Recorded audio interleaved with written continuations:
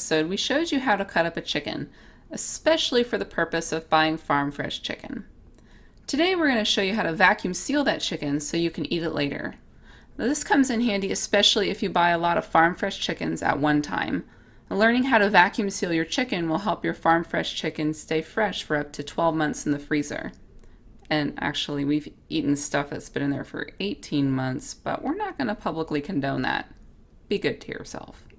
Another huge bonus of vacuum sealing your chicken is that you can package the pieces in the way that you want them. Maybe you only want to take out a quarter of a chicken at a time. Maybe you want to cook only thighs, or whatever.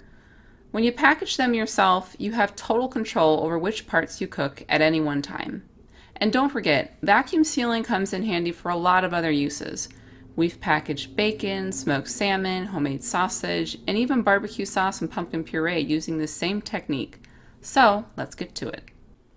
Now, for all the equipment that we mentioned today, you can find buying links in the description of this video. So, first, you'll need your cut up pieces of chicken, or whatever you're packaging. Next, you'll also need vacuum sealing bags or rolls. If you want to save time, go ahead and buy the pre-cut bags, but as you'll see in this video, it's really not that much more work to cut and seal your own bags when you buy the roll. We like to use rolls of VacMaster bags because they're half the price of the Food Saver rolls and the plastic is of better quality.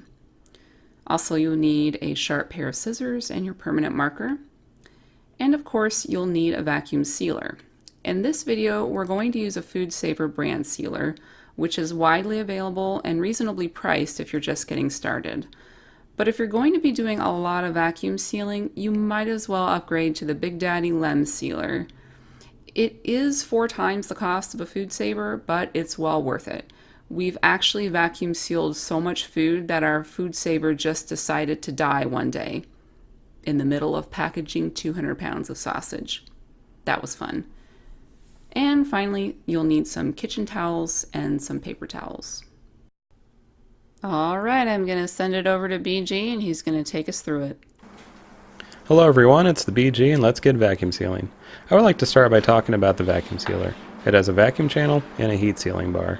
I usually start by wiping the vacuum channel's foam rubber gasket to help the machine operate better. Most machines have 2 modes, a seal only mode and a vacuum and seal mode. In the vacuum and seal mode, the heat sealing bar doesn't turn on until a sufficient vacuum has been achieved. If after running the machine for a while the light blinks when you push the button, the machine is overheated. Let the machine sit with the lid open for 10 minutes before trying again. This is why I have a larger machine. It's rated to be continuous duty when I'm sealing a bunch of meat. The first package that I'm going to cover is the single breast. Our family usually packages enough meat for our weekly meals, but it's also nice to have smaller packages of meat for spur-of-the-moment meals. Looking at the different roll widths, the 6-inch roll appears to have the best fit. Cut the roll so that there's at least 2 inches of overhang on both sides of the meat. It's always safer to make the bag too large if you're unsure of how big to make it. Use the seal only button to seal one edge of the roll. Then turn the last 2 inches of the open side of the bag inside out to keep the sealing edge of the bag clean. If any bits of meat are in the heat sealing bar path, it will ruin the seal over time and create the potential for freezer burn. Carefully slide the meat into the bag. Also make sure that there's at least a 1/4 inch air gap between the meat and the bag edge. This keeps an air path open when the vacuum sealer is evacuating air. If not, air pockets will remain after the bag has sealed. Undo the inside out flap and position the bag edge into the middle of the vacuum channel. Close the lid and lock it. Other machines might not have a lock if they have a weighted lid.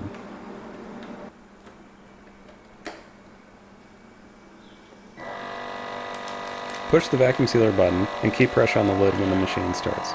If you don't hear a pitch change after a few seconds, something is wrong. You can check the bottom seal for gaps and wrinkles. If that looks fine, make another bag and try again. If that doesn't work, check the gasket. If that looks fine, the machine might be broken.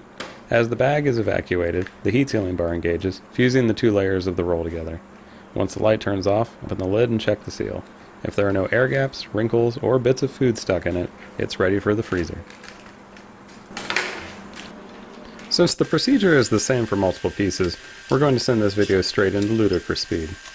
One difference for drumsticks, other than using a wider roll, is that I like to alternate the pieces head to tail to reduce air gaps. Whenever possible, I also put the bone edges against another piece of meat instead of against the plastic to prevent punctures. You can also use bone guard sheets if you want extra protection.